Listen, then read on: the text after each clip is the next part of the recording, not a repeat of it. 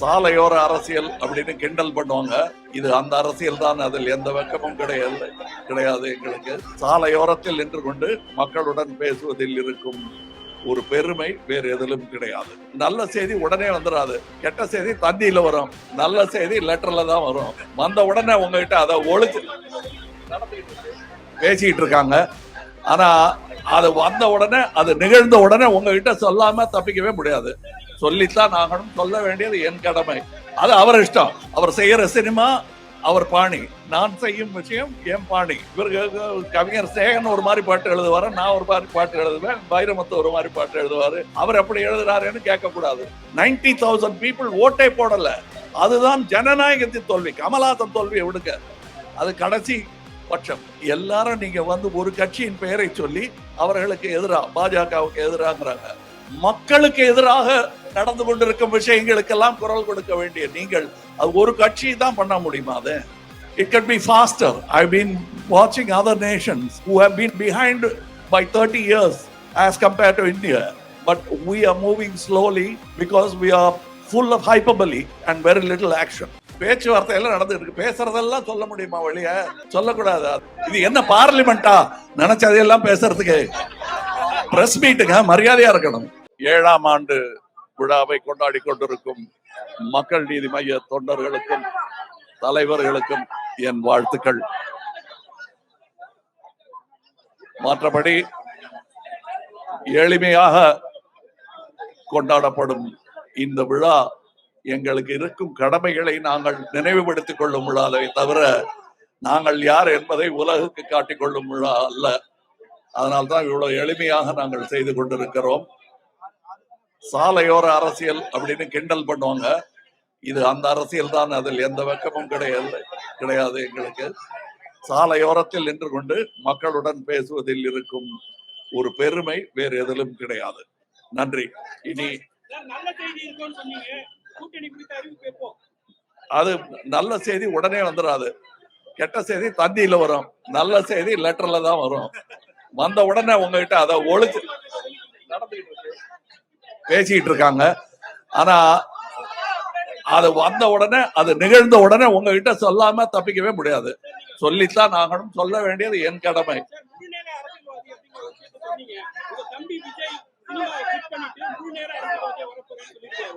அது அவர் இஷ்டம். அவர் செய்யற சினிமா அவர் பாணி, நான் செய்யும் விஷயம் என் பாணி. இவருக்கு கவிஞர் சேகன் ஒரு மாதிரி பாட்டு எழுதுவாரு, நான் ஒரு மாதிரி பாட்டு எழுதுவேன், வைரமுத்து ஒரு மாதிரி பாட்டு எழுதுவாரு. அவர் எப்படி எழுதுறாருன்னு கேட்க கூடாது. அவங்களுக்கு வரும் மொழி வர்ணை, அவங்களுக்கு பிடித்த விஷயம், அதை செய்து கொண்டிருக்கிறோம். இல்ல, நான் அவரோட ஏற்கனவே பேசியிருக்கேன். அரசியலுக்கு வரணும்னு சொன்ன முதல் வரவேற்பு குரல் என்னுடைய குரலாகத்தான் இருக்கும். இந்த ஆபீஸ்ல தான் நடந்ததுன்னு நினைக்கிறேன்.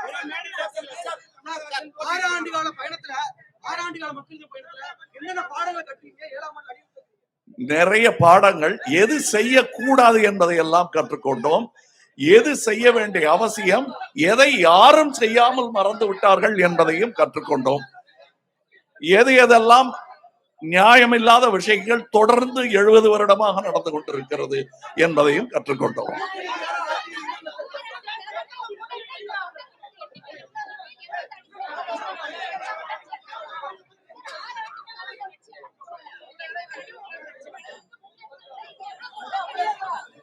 இல்ல, கட்சியின் வளர்ச்சி இப்ப நான் சொன்னேன் தெரியுமா, கோயம்புத்தூர்ல தோத்துட்டீங்களே அப்படிங்கும் போது அந்த எண்ணிக்கை நீங்க கொடுக்கிற கணக்கு, நான் பார்த்த கணக்கெல்லாம் பார்க்கும்போது 1728 ஏதோ ஒரு எண்ணிக்கை வருதுங்க. அது அல்ல தோல்வியின் எண்ணிக்கை. 90,000 people ஓட்டே போடல. அதுதான் ஜனநாயகத்தின் தோல்வி. கமலஹாசன் தோல்வியை விடுங்க, அது கடைசி பட்சம். I have already told that this is the time when you'll have to blur party politics and think about the nation. Anybody who thinks selflessly about the nation, my Makkal Needhi Mayyam will be part of it. But if you are playing local feudal politics, we won't be part of it.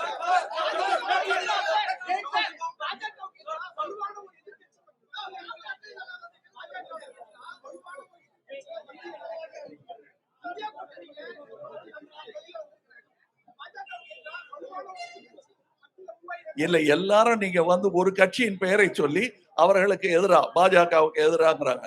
மக்களுக்கு எதிராக நடந்து கொண்டிருக்கும் விஷயங்களுக்கெல்லாம் குரல் கொடுக்க வேண்டிய நீங்கள் அது ஒரு கட்சி தான் பண்ண முடியுமா? அது எல்லா கட்சியும் சேர்ந்து அதான் மக்களுக்கு இவ்வளவு விரோதமான செயல்கள் செய்ய முடியும்.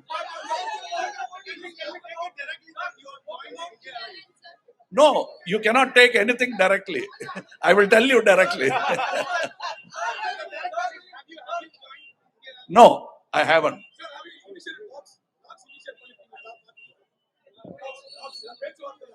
பேச்சுவார்த்தை எல்லாம் நடந்துட்டு இருக்கு. பேசுறதெல்லாம் சொல்ல முடியுமா? வெளிய சொல்லக்கூடாது. இது என்ன பார்லிமெண்டா? நினைச்சதையெல்லாம் பேசுறதுக்கு பிரஸ் மீட்டுங்க, மரியாதையா இருக்கணும்.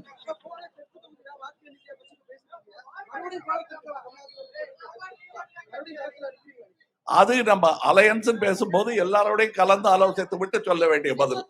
நான் மட்டும் தனியா சொல்ல முடியாது. அதுவும் நான் கண்டிப்பா சொல்லுவேன் உங்களுக்கு. டார்ச் லைட் இப்ப எங்களுக்கு கிடைத்திருப்பது நன்றி சொல்றோம். ஒரு பக்கம் எலெக்ஷன் கமிஷனை திட்டுறாங்க எல்லாரும், இந்த மாதிரி பண்றாங்க, அடிக்கிறாங்க பெயர்கள் எல்லாம். இன்னொரு பக்கம் எங்களை மதித்து ஒரு சின்ன கட்சிங்கிறத கூட பெரிதுபடுத்தாமல் அவர்கள் எங்களுக்கு டார்ச் லைட் சின்னம் வேணும் போது நேர்மையை மனதில் கொண்டு எங்களுக்கு அவர்கள் அதை கொடுத்திருக்கிறார்கள் என்பது நல்லவர்கள் எல்லா இடத்திலும் இருக்கிறார்கள் என்பதற்கான சான்றாக இருக்கிறது.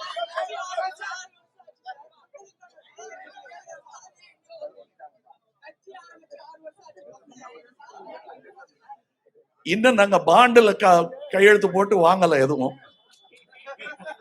அது முதல் சாதனை, கடைசி சாதனையும் அதுதான், ஏன்னா உச்சகட்ட சாதனையும் அதுதான். எந்த பாண்டுலயும் நான் கையெழுத்து போட்டு யாருக்கு, ஆனா அது உங்களுக்கு யாரு கொடுப்பாங்கன்னா கொடுக்கறதுக்கு ஆள் இருக்காங்க. அடுத்த படம் பண்ணி கொடுக்குறேன்னா பாண்டுல கையெழுத்து போட்டுருவாங்க.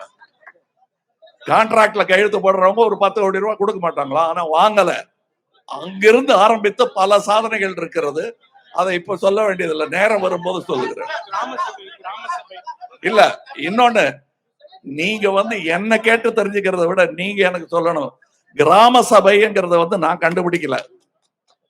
அது ஏற்கனவே இருந்தது. காந்தியார் சொன்னது, ராஜீவ் அவர்கள் அதை வலியுறுத்தி கொண்டு வரணும்னு சொல்லி கொண்டு வந்தது. 25 வருஷம் தூசி படித்து இருந்த விஷயத்தை தூசி தட்டி கொண்டு மக்களுக்கு எடுத்து முன்வைத்தது மக்கள் நீதி மையம் தான். இதுக்கு அடுத்த கட்டமாக அர்பன் ஏரியா சபைகளையும் நடத்த திட்டமிட்டு இருக்கிறது. அதுக்கு எலெக்ஷனுக்கு சம்பந்தமே இல்லைங்க, தொடர்ந்து நடத்த வேண்டிய விஷயம்.